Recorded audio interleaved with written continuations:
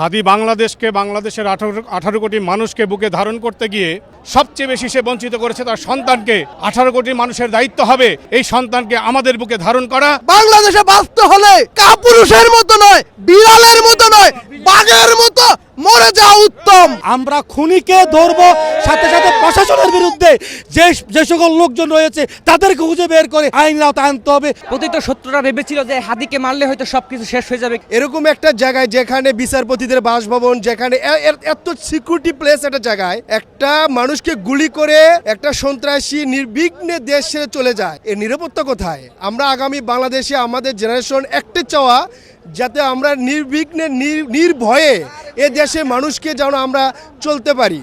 এই খুনি তার বোনের বাসায় গিয়ে আরো 3 ঘন্টার মতো সময় ছিল। সেখান থেকে সিএনজি ভাড়া করে সে সাভার গেছে, সেখান থেকে সে প্রাইভেট কার ভাড়া করে সে সীমান্তে গেছে। তাহলে আমাদের প্রশাসনে এমন কোন ব্যক্তিরা আর রয়েছে যারা এই খুন করতে সহযোগিতা করেছে, সামনে আরো খুন করতে তারা সহযোগিতা করবে। আমরা খুনিকে ধরবো, সাথে সাথে প্রশাসনের বিরুদ্ধে যে সকল লোকজন রয়েছে তাদেরকে খুঁজে বের করে আইনের আওতায় আনতে হবে। হাদি বাংলাদেশের 18 কোটি মানুষকে বুকে ধারণ করতে গিয়ে যাকে বুক থেকে সে বের করেছে সে হচ্ছে তার সন্তান আর তার স্ত্রী।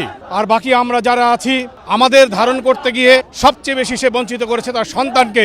18 কোটি মানুষের দায়িত্ব হবে এই সন্তানকে আমাদের বুকে ধারণ করা এবং তার আদর্শকে সমুন্নত করার জন্য যার অবস্থান থেকে তার দায়িত্বটাকে পালন করা। বাংলাদেশে বাঁচতে হলে কাপুরুষের মতো নয়, বিড়ালের মতো নয়, বাঘের মতো মরে যাওয়া উত্তম। শহীদ শরীফ ওসমান হাদি ভাই যেই ভারতীয় আগ্রাসনের Bashundhara public school and college 2026 শিক্ষাবর্ষে ভর্তি চলছে।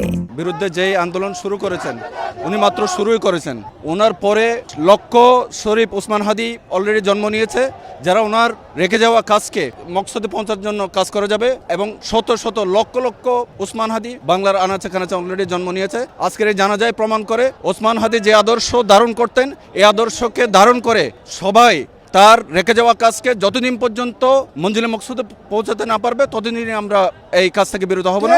এটাই আমাদের জীবনের লক্ষ্য। প্রতিটা শত্রুরা ভেবেছিল যে হাদিকে মারলে হয়তো সবকিছু শেষ হয়ে যাবে, কিন্তু হাদির পরে আমরা আরো লক্ষ কোটি হাদি বেঁচে রয়েছে, যারা আমরা হাদির হাল ধরতে পারি, হাদির লাশের কসম খেয়ে বলতে পারি যে প্রতিত শক্তি হাদিকে হত্যা করেছে, আমরা তাদেরকে এই বাংলার জমিনে আর দাঁড়াতে দিব না। তবে একটি স্বার্থান্বেষী মহল যারা হাদির শহীদী মৃত্যুকে কেন্দ্র করে এদেশে মব কালচার সৃষ্টি করছে কিংবা এদেশের শান্তি বিনষ্ট করছে, তাদেরকে বলতে চাই আপনারা কারো ফাঁদে পা দিবেন না। কারণ এদেশের বর্তমানে কোনো সরকার আছে বলে মনে হয় না। আজকে আইন শৃঙ্খলা বাহিনী তারা আইন শৃঙ্খলা রক্ষা করতে পারছে না।